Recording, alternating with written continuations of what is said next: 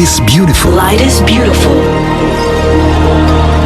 Kita memang harus selalu memperbaharui pledge kita, baiat kita, janji kita untuk menjadi manusia pencinta. Apakah itu kepada pasangan hidup kita, orang tua, keluarga, anak, sahabat. Karena hidup kita itu sampai mati itu akan diwarnai oleh pertempuran yang tidak pernah berhenti antara fitrah esensial kita sebagai manusia pencinta dengan sifat aksidental yang sebetulnya bukan sifat asli manusia, yaitu untuk selalu mementingkan diri sendiri. Pertempuran ini tidak akan pernah selesai, ya. Karena itu penting setiap saat kita selalu memperbaharui pledge kita, janji kita untuk memenangkan fitrah esensial kita sebagai manusia pencinta atas sifat aksidental atau tempelan kita berupa egoisme. Kalau kita terus mau punya keyakinan bahwa cinta itu bisa terjadi, bahwa meskipun diusik egoisme kita bisa belajar terus untuk memenangkan cinta atas egoisme, mudah-mudahan hidup kita akan lebih diwarnai oleh cinta yang tulus ketimbang usaha mengumbar nafsu dan memenangkan egoisme kita semata. Jadi belajar terus, ini sesuatu yang sulit, akan sangat sulit bisa betul-betul mencapai suatu keadaan di mana dia bisa mencintai orang lain dengan tulus. Dengan saya itu yang terjadi. Saya merasa betul bahwa menjadi manusia yang mencintai orang lain dengan tulus itu sulitnya setengah mati. Light is beautiful. This is Light FM. Light FM.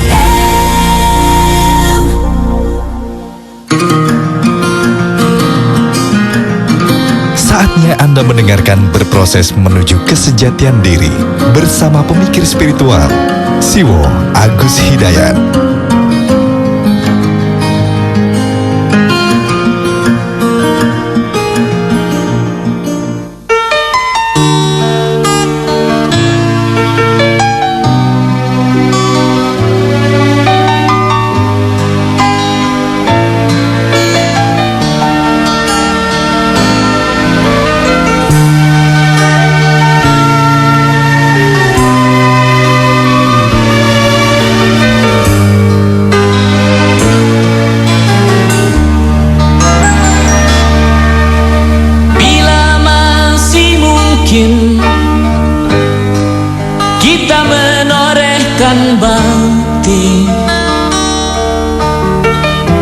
Atas nama jiwa dan hati tulus ikhlas, mumpung masih ada kesempatan buat kita mengumpulkan bekal perjalanan abadi. Ho ho ho, du du du du du du, du du du du du. Oh, oh, oh, oh. Kita pasti ingat tragedi yang memilukan. Kenapa harus mereka yang terpilih menghadap? Tentu ada hikmah yang harus kita petik.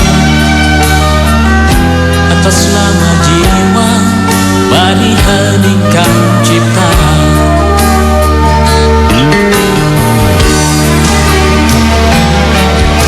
Kita mesti bersyukur bahwa kita masih diberi waktu. Entah sampai kapan, tak ada yang bakal dapat menghitung. Hanya atas kasih-Nya, hanya atas kehendaknya, kita masih bertemu matahari. Kepada rumpun dilalang, kepada bintang gemintang, kita dapat mencoba meminjam catatannya.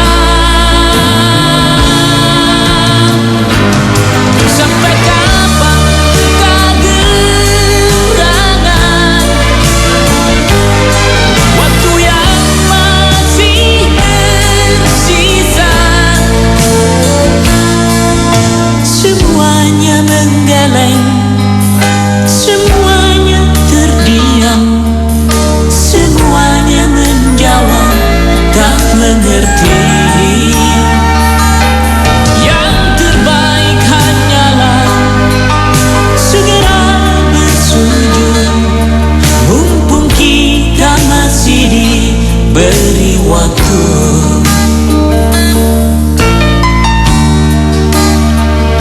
105.8 Light FM, the best radio station. Assalamualaikum warahmatullahi wabarakatuh. Light audience, ya kita kembali berjumpa dalam berproses menuju kesejatian diri.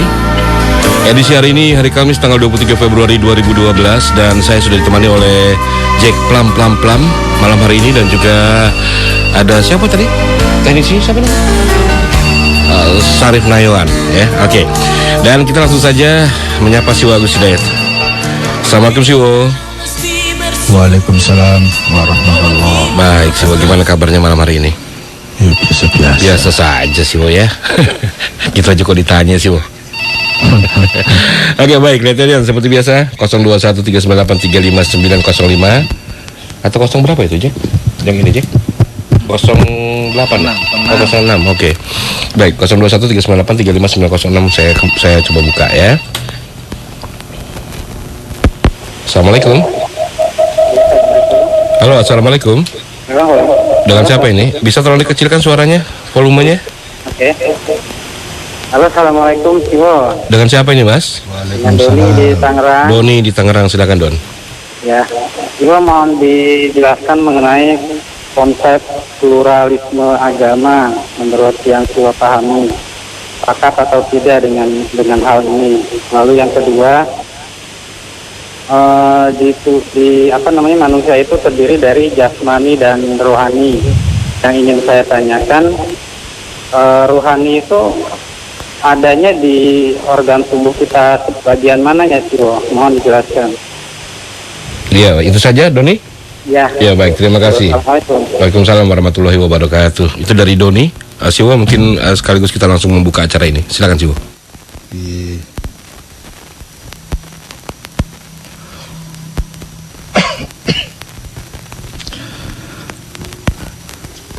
Kepada teman-teman Light Audience beserta seluruh staf dan keluarga besar Light FM, Assalamualaikum warahmatullahi wabarakatuh. Waalaikumsalam warahmatullahi. Bismillahirrahmanirrahim. Walhamdulillahi rabbil alamin. Wa sallallahu ala rasulil karimi wa alihi tahirin. Wala hawla wala quwata illa billahil aliyyil azim.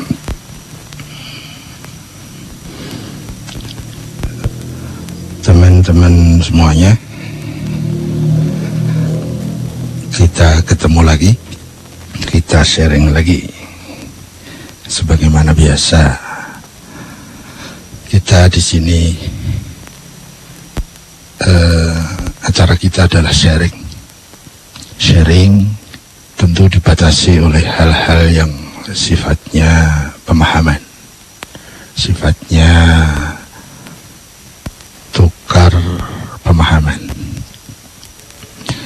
transfer pengetahuan, bukan transfer spiritual, bukan sharing kepribadian, tetapi sharing pemahaman, sharing konseptual, teoritis, sharing tentang ilmu yang terkait dengan ilmu kepala, ilmu husul ya. Dan sebagaimana biasa, mohon taruhlah saya, posisikan saya sekedar sebagai teman sharing, karena memang saya bukan narasumber, bukan rujukan. Apa yang akan saya sharingkan sangat bergantung kepada adanya pertanyaan. Kalau tidak ada pertanyaan, tidak ada jawaban, tidak ada pembahasan.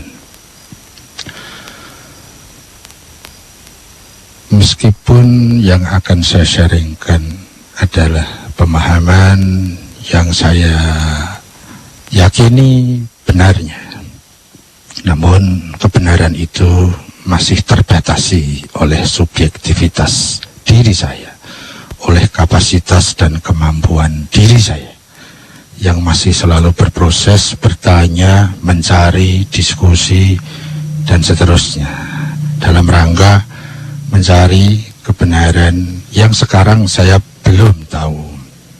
Jadi yang akan saya sampaikan dalam sharing ini seluruhnya masih dalam wilayah relatif, belum ada jaminan pasti benarnya, belum ada nilai kemutlakannya. Mungkin benar, paling tidak menurut saya, namun mungkin juga salah karena saya belum memahami salahnya dan belum mendapatkan kebenaran yang lebih tinggi yang bisa mematahkan kebenaran yang saya pahami sekarang. Untuk itu maka mohon jangan tergesa diterima, mohon jangan tergesa ditolak. Cermati, waspadai, luruskan fokus tujuan, waspada niat, dan kita sekarang ini tengah masing-masing, saya dan Anda sedang melaksanakan tugas berproses agar kita bisa memahami kebenaran-kebenaran dan selanjutnya kita bisa mempraktekkan kebenaran itu dalam kehidupan kita setiap detik, setiap hari.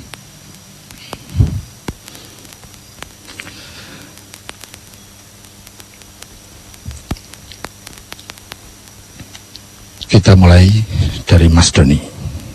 Beliau mempertanyakan bagaimana pendapat saya keterkaitannya dengan pluralisme agama.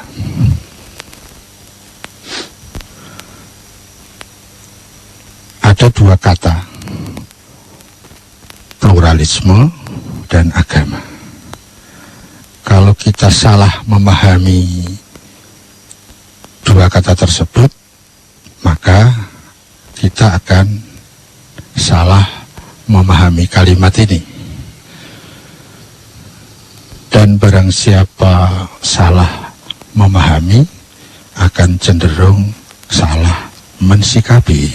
Kalau teorinya salah, ada kecenderungan prakteknya juga salah. Kalau teorinya salah, prakteknya benar, itu bukan benar, tapi betul. Bukan kebenaran, tapi kebetulan. Pluralisme,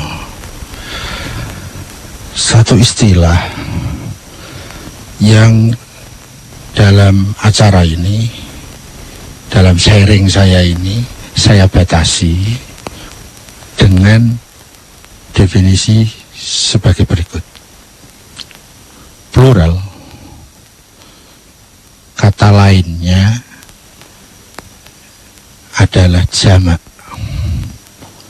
Plural, kata lainnya adalah beberapa yang satu dengan yang lain bisa berbeda. Plural, dalam komunitas sosial, di sana ada berbagai pendapat yang bisa jadi berbeda-beda. Itu yang saya pahami sebagai plural. Kalau ditambah isme, berarti kesimpulan-kesimpulan, pendapat-pendapat, ataupun doktrin-doktrin yang antara satu dengan yang lain itu berbeda-beda, tetapi sudah mengkristal menjadi sebuah mazhab, menjadi sebuah aliran pemahaman. Itu yang saya pahami, dan saya akan memaknai pluralisme dalam sharing ini dengan pengertian yang seperti itu.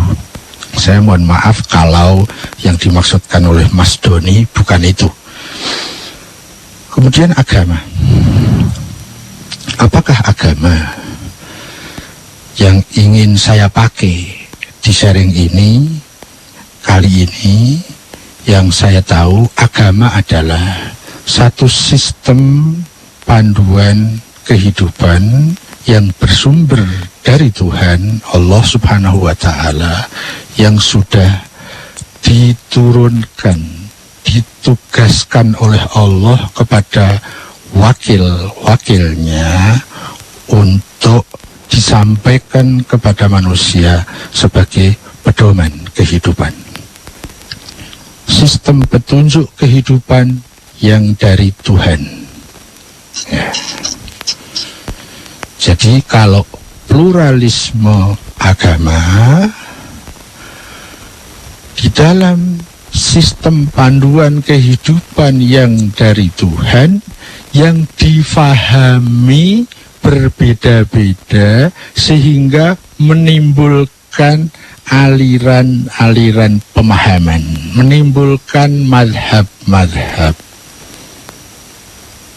Jadi pluralisme agama yang saya ketahui adalah adanya madhab-madhab di dalam agama manapun, yang itu merupakan sistem petunjuk kehidupan dari Tuhan. Jadi bagaimana sikap saya?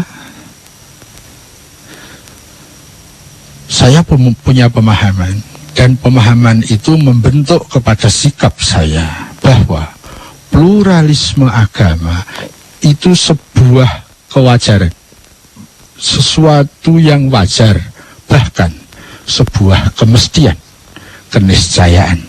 Kenapa saya mempunyai kesimpulan pendapat seperti itu? Saya akan uraikan begini. Agama, kita perlu bedakan ke dalam paling tidak secara global ada dua wilayah, yaitu agama yang mutlak kebenarannya, dan yang kedua adalah agama relatif.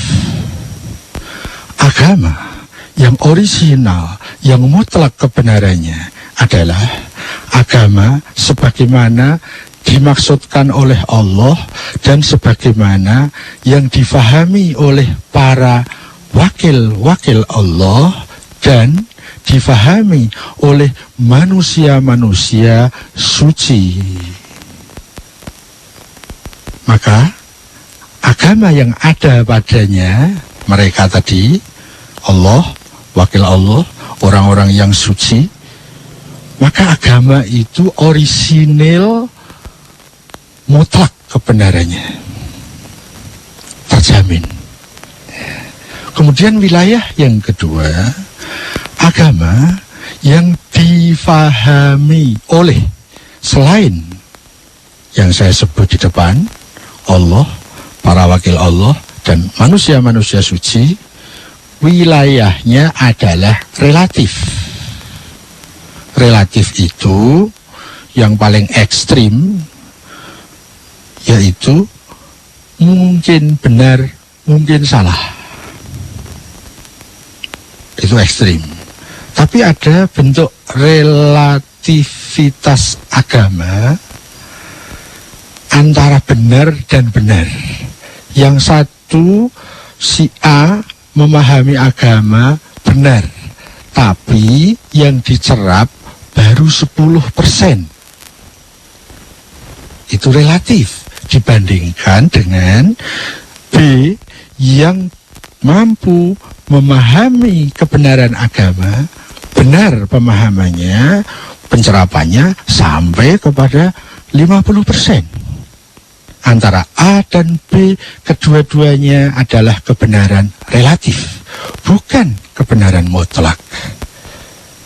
Semakin seseorang mendekati kesucian-kesucian, semakin akan sempurna pemahaman-pemahamannya, semakin naik prosentase pencerapannya.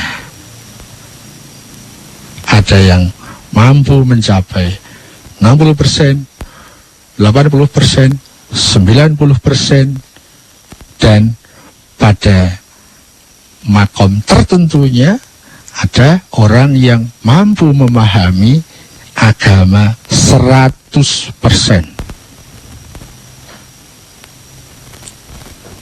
Contoh yang paling jelas adalah para wakil Allah yang diutus untuk mengajarkan agama itu.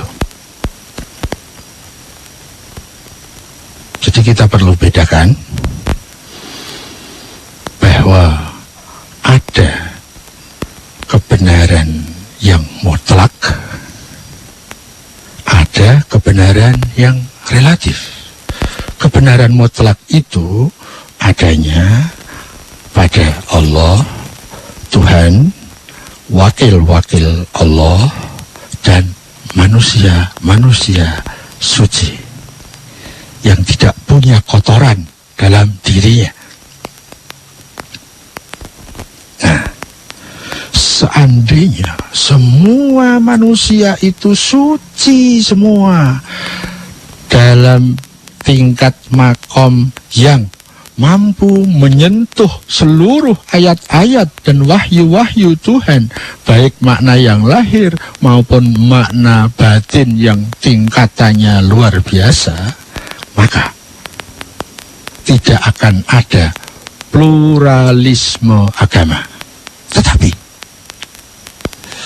faktual, realitasnya tidak semua orang yang sedang memproses dirinya menuju kesejatian dirinya tidak sama pencapaiannya, sehingga pemahamannya terhadap satu ayat bahkan bisa berbeda-beda.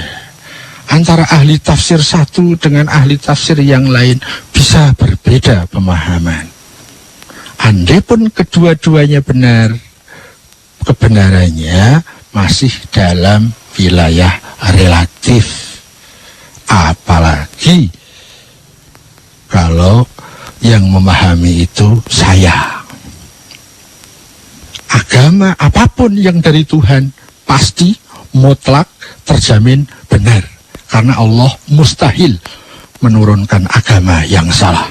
Agama yang dulu maupun agama yang kemudian, mustahil Allah menurunkan agama salah. Jadi kita tergantung cara pandang kita.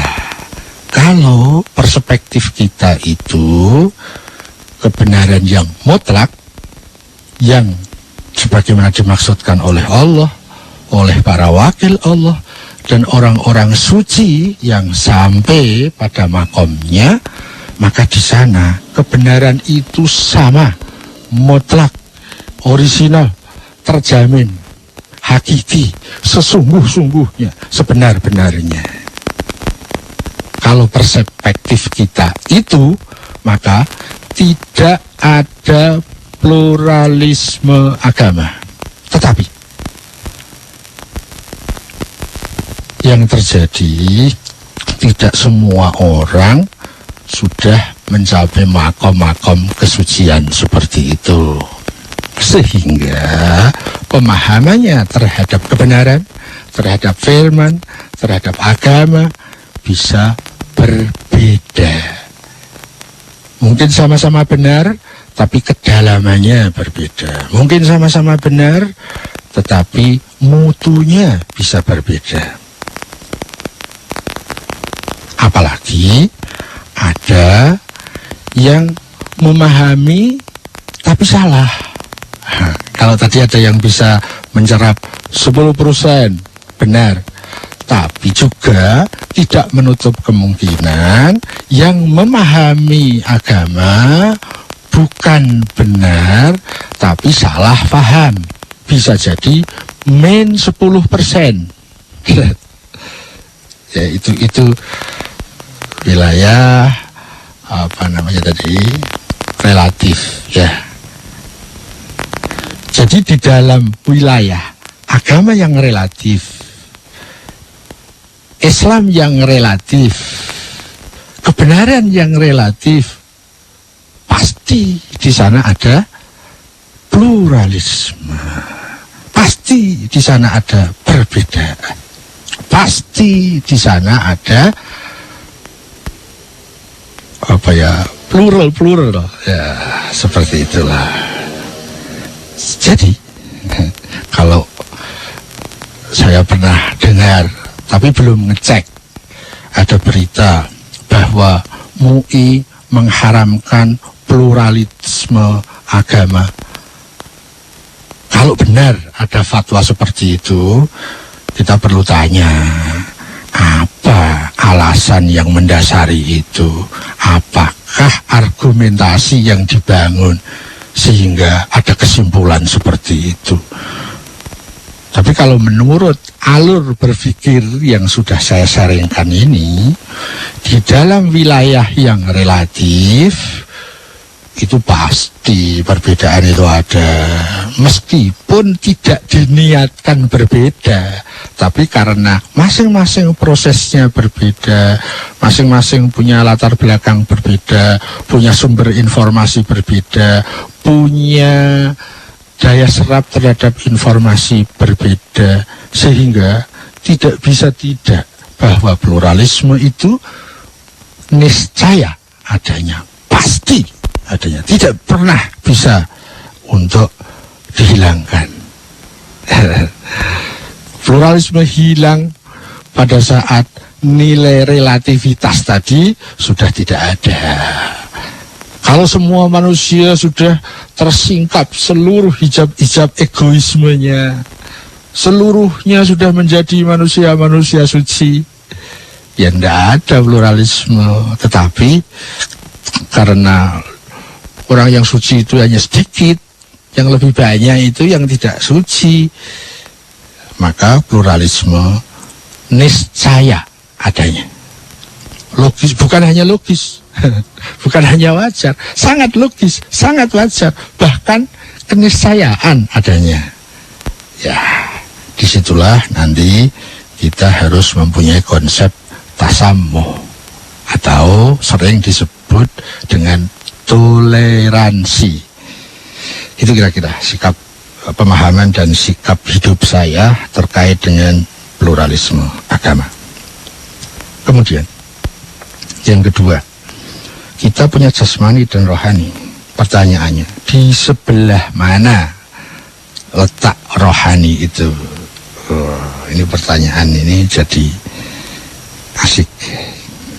Begini Mas Doni, polemik ini itu sudah dikaji sejak zamannya para sahabat. Kalau menilik ke sejarah Islam misalnya, sejak awal ini sudah dibahas dan menjadi polemik. Kemudian juga ini merupakan topik yang menarik bagi para ahli fikir, bagi para filosof, dan juga bagi para teosof.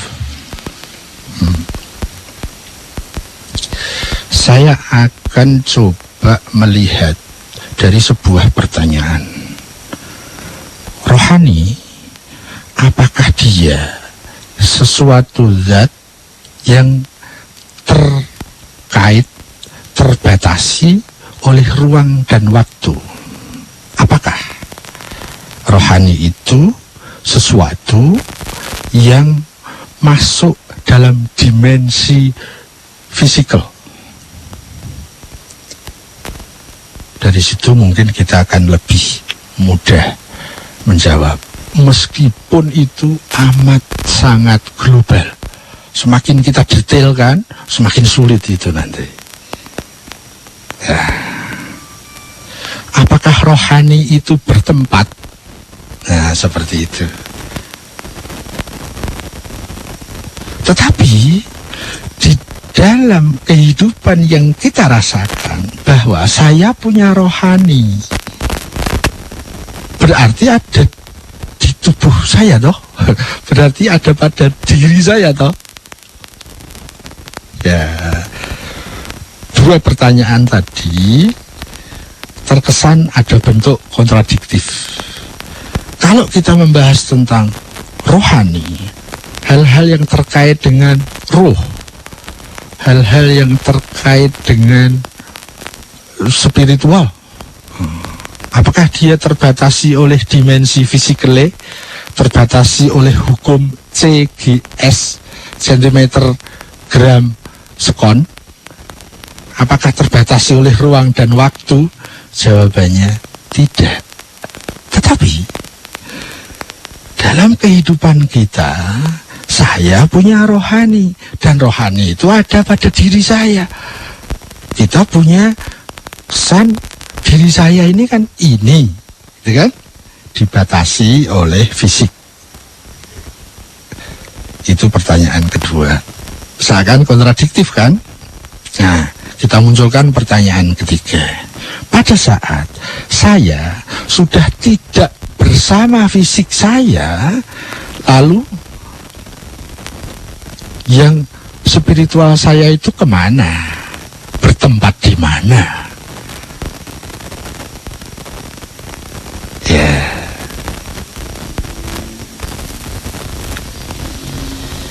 Pertanyaan berikutnya. Saya punya pertanyaan begini.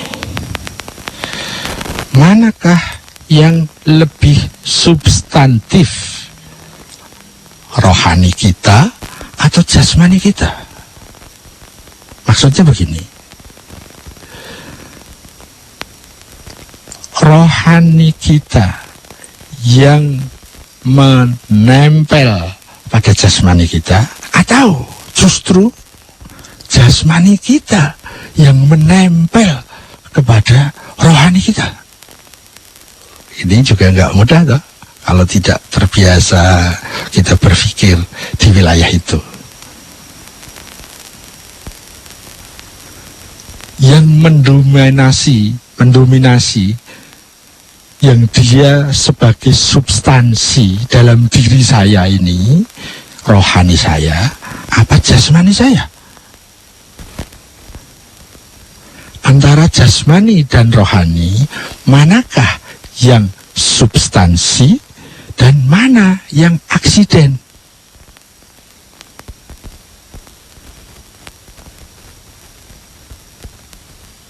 Jadi tidak mudah kan? Kalau kita hanya berpikir serampangan,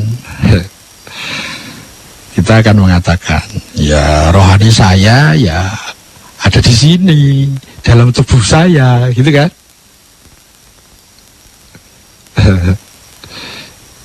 Ya mungkin seperti itu. Saya tidak memperdetail masalah ini, karena semakin mendetail, semakin sulit, baik menjelaskannya ataupun memahaminya. Butuh banyak bekal untuk menuju ke sana. Kita ambil saja begini. Rohani itu ada dalam diri saya, ya, tapi diri saya yang spiritual, bukan diri saya yang fisikal. Meskipun kadang kita sering mengatakan bahwa spiritual kita itu ada di dada, gitu kan? Di dada yang mana? Di jantung? Apa di hati? Apa di paru-paru?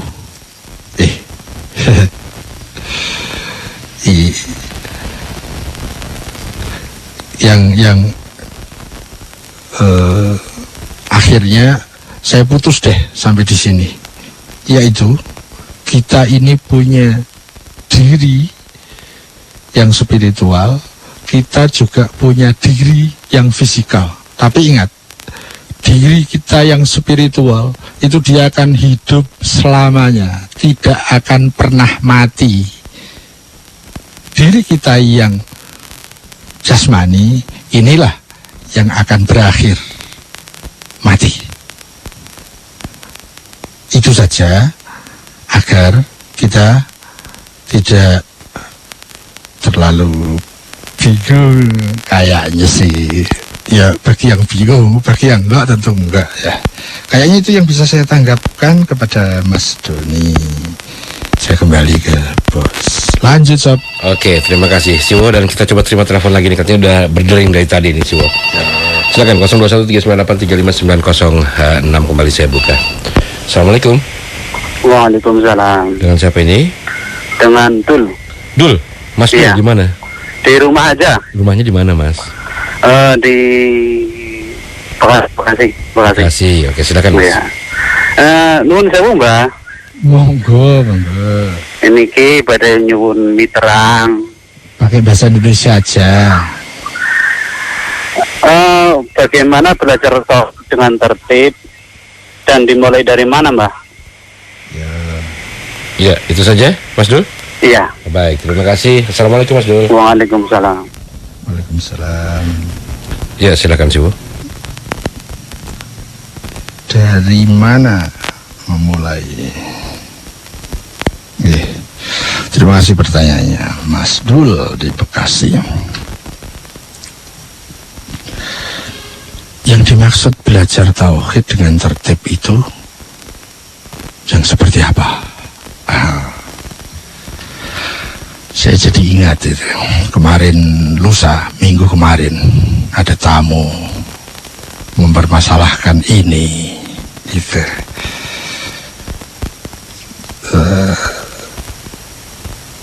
Senyum-senyum ini yang kalau tamu saya kemarin itu ikut dengarkan ini. Dari Bogor beliau. Kemudian saya cerita begini. Saya dulu dari kecil itu sudah diajari tentang tauhid. Namun setelah mulai agak gede gitu ya, sudah jadi pemuda, sudah bisa mengkritisi sana sini. Saya simpulkan begini. Saya mendapati pengajaran tauhid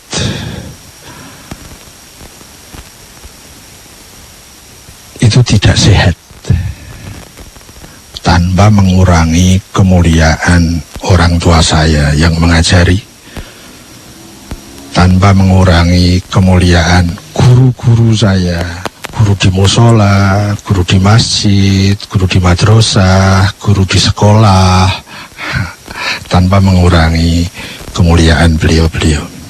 Tetapi secara konseptual saya bisa memetakan ketidaksehatan waktu saya diajari tentang tauhid.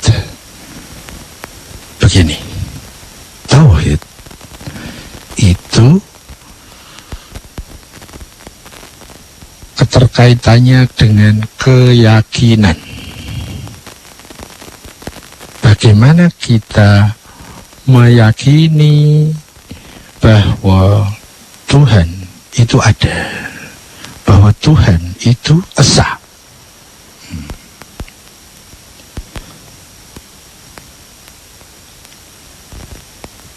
Tauhid dan nanti juga akidah yang lain itu hubungannya dengan keyakinan. Untuk bisa yakin, kita pertama harus tahu, kenal, faham, menghilangkan keraguan-keraguan, baru bisa yakin. Jadi tidak pernah ada keyakinan tanpa melalui keraguan, kecuali kalau keyakinan itu kita hubungkan dengan dogma. Dogma itu bisa terjadi tanpa melalui proses keraguan. Ada ilmu-ilmu dasar yang ada dalam diri kita, yang nanti dalam bahasa teknis sering disebut dengan ilmu hudurul awal, yang semua manusia punya. Tanpa belajar kita bisa yakin karena sudah disetting default seperti itu. Contohnya, setiap kita tanpa belajar, kita masih bayi, kita yakin bahwa diri kita ada. Nah, itu keyakinan yang sudah disetting default. bukan itu maksudnya. Keyakinan yang bentuknya adalah keyakinan yang bersifat bukan hudurul awal seperti itu. Keyakinan yang butuh proses pemahaman. Keyakinan yang terkait dengan hal-hal yang butuh pemikiran. Jadi keyakinan itu butuh proses keraguan. Kalau keyakinan yang tanpa melalui keraguan, itu seringnya adalah dogma. Dan dogma itu bukan keyakinan, tapi mirip keyakinan. Dogma, proses masuknya itu melalui doktrin. Jadi didoktrin, dikasih kesimpulan-kesimpulan, dikasih jawaban-jawabannya tanpa diberitahu alasannya, argumentasinya. Kenapa begini, kenapa begitu. Pokoknya judulnya ini, kesimpulannya ini, jawabannya ini. Itu namanya doktrin. Doktrin itu memang relevan bagi orang yang belum mampu berpikir atau orang yang tidak bisa berpikir. Anak-anak kecil didoktrin lewat nyanyian, lewat kisah, dongeng, cerita, dan lain-lain.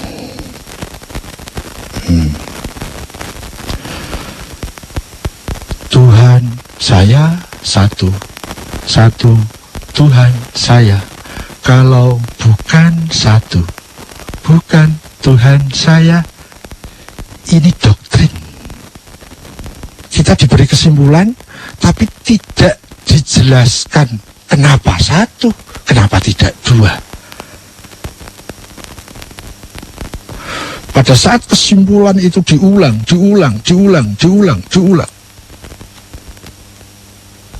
maka akan menjadi dogma.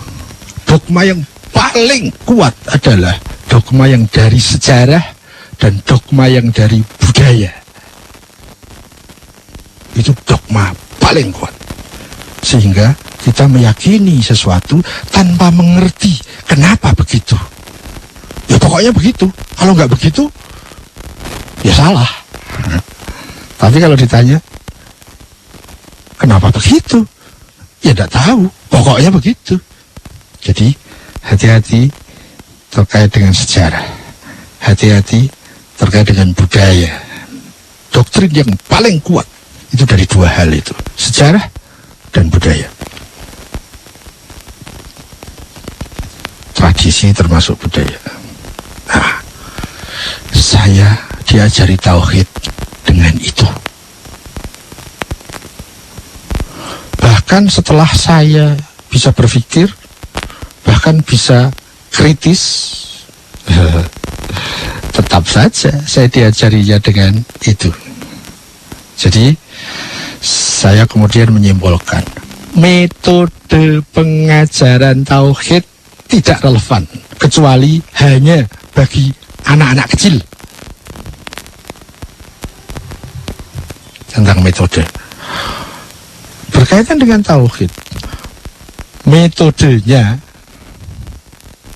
yang saya tahu di kemudian setelah saya agak gede, kalau ingin membentuk keyakinan itu harus dengan pembahasan, bukan dengan nasihat, bukan dengan doktrin, tapi dengan pembahasan, dengan menguraikan argumentasinya. Kenapa Tuhan itu ada? Bagaimana seandainya tidak ada? Kenapa Tuhan itu mesti satu dan tidak mungkin Tuhan itu dua? Apa argumentasinya? Dibahas. Sehingga yang mampu menangkap argumen itu, dia mengerti, dia memahami, sampai kemudian pada jatuh kesimpulan yakin setelah menghilangkan keraguan, komplain, bingung, sampai kepada kesimpulan final yang disebut kesimpulan meyakinkan. Maka dia yakin dan dia mengerti kenapa Tuhan itu kok mesti adanya, mustahil tidak adanya. Kenapa kok Tuhan itu mesti tunggal, mustahil kalau dia banyak. Baru bisa membentuk keyakinan. Jadi ini tentang metode, ini tentang keyakinan. Kalau mau dinaikkan ke bentuk keimanan, metodenya tidak ada lain kecuali pensucian diri. Pensucian diri tentu diawali dari kesucian-kesucian yang terkait dengan fisik. Ya, suci ya, bukan bersih ya. Beda antara suci dan bersih itu. Kalau membersihkan baju bisa dengan rinso. Tapi kalau mensucikan, beda. Mensucikan indra beda dengan membersihkannya. Membersihkannya bisa